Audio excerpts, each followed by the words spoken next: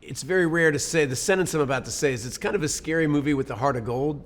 A lot of scary movies don't have the same kind of heart and that this one possesses. And Scott's more mature as a film director now. He was already experienced as a young man, you could tell that he was a serious film guy. But now he's had big time experience and it shows. And so I just really wanted to work with him. That was my main draw. I hate playing the baddie, and the reason why I don't like it is I like playing flawed characters and people who aren't likable and things that's always drawn to me. But whenever you're overtly evil, you teach the audience how to see what's evil about you. And once you teach them that, they can't unsee it. And they kind of bring it into every part you do. I have this theory about Jack Nicholson he's not the same actor post The Shining. Once you see The Shining, you look at everything he does, it's like, wait, is he gonna chop off my head? And so it changes the way an audience relates to you. So I kind of thought, I wouldn't want to do it. But then when I felt the heart of the piece, and I also was really excited about the idea of playing a character in a mask. It seemed crazy to me. It seemed like some strange, abstract Greek theater piece. And the character became something I'd never done before. So the chance to do that with Scott, with a script that worked so well, it was an easy decision. I didn't really understand what he was going to do with the masks when I first took the job, because he hired this amazing artist to do the masks. And one of the surprises, I'd kind of read it imagining the mask to be singular. And Scott devised this plan where sometimes it's this half is covered, sometimes it's this half, sometimes it's this half, sometimes it's this half, sometimes he's smiling, sometimes he's frowning, sometimes there's no mouth, sometimes there's no eyes. The mask itself is working in this strange symbolic universe that, just even living through the pandemic now, we've all noticed how masks change the way we relate to people and what you see and what you don't see. One of my favorite Bob Dylan lines is, Scott loves this too, is that the great thing about wearing a mask is you know the person is telling you the truth. When a person doesn't have a mask on, you know they're lying. It's a Dylan cone, but it kind of makes sense. It's because you have a mask on and I'm announcing that I'm hiding, and everyone's hiding in a certain aspect. And so it was fun for me to devise what this person is hiding from. How did they become this damaged? It's always the people who've been tortured that torture others.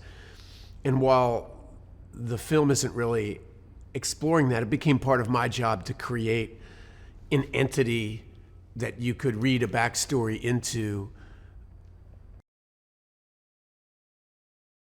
It's actually a fascinating thing to think about. Somebody who doesn't want to be seen so much, they must really hate themselves, and that level of self-loathing is probably what gives them the strength to hurt others, because they hate themselves so much that it's their only counterbalance. Normally I say that I'm always like to be my character's lawyer. If I was my character's lawyer in this case, I think I would resign and just let the guy go to the death penalty. This is the kind of character that, were he to be sentenced to prison, the other prisoners would kill him. He's not a good person. Some part of his soul has been so eroded that he can justify doing things that most of us don't even want to think about. And so in a way, it's very hard to play that kind of blackness or darkness or malevolency, whatever the right word is you want to use, because it's impossible to justify. It's impossible to be his lawyer. You just have to be a wounded animal. The joy of doing a scary movie is I always like to picture a group of friends going to a movie theater at midnight on a Thursday at Halloween, or people having a sleepover party, and it's your job, like you're sitting around a campfire, your job to tell a scary story. There's a time in all our lives when it's fun to be told a scary story. That's what you want. You want somebody to say, hook me.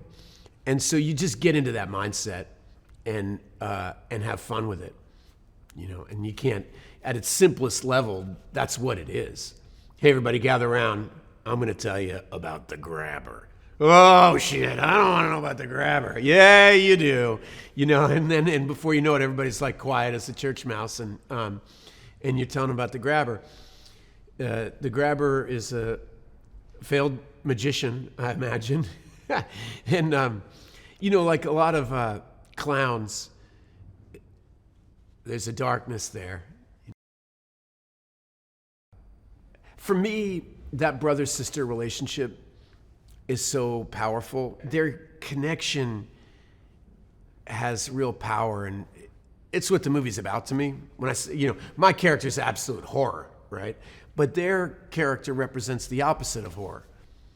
What do you want to call it? Love, or whatever you want to call it. Compassion, care, brotherhood, sisterhood. There's something as strong as evil.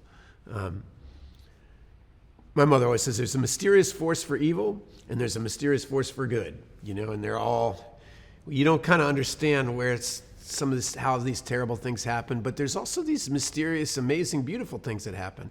And so these kids are all about that.